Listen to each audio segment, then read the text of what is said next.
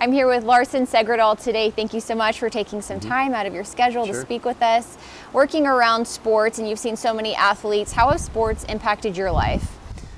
I've been involved in sports since I was a little guy, and actually, although my career took me towards golf, my passion growing up was baseball. I played baseball all the way from Little League through college, and absolutely loved it. I've always been active in golf, but more on a recreational level, not as competitive. There's a reason why I manage golf tournaments and I don't play in them.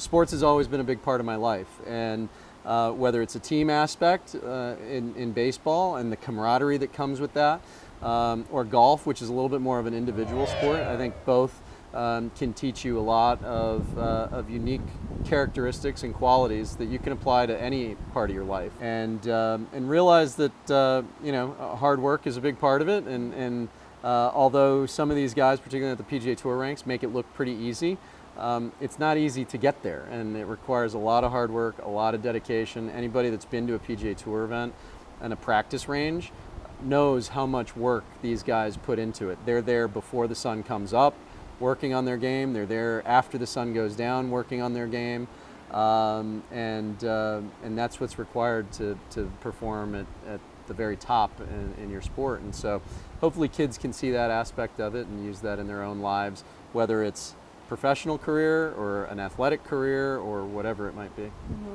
You know, being the executive director for the Valero Texas Open, how have you seen sports impact the city of San Antonio?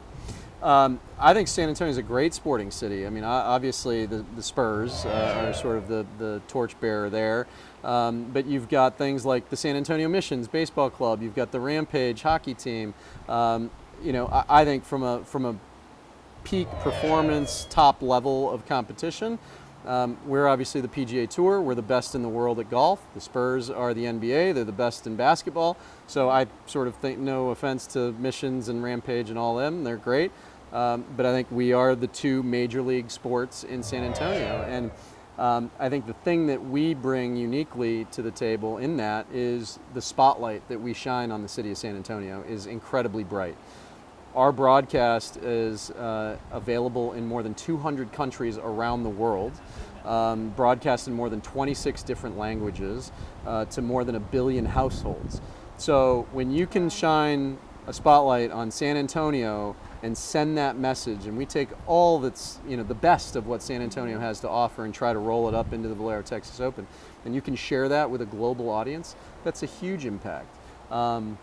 And it might not necessarily make an impact today, but the people watching that broadcast in Canada in the middle of April, when they're probably getting sick and tired of the winter, or other parts of the world, and they can sit there and say, man, San Antonio looks like an incredible place.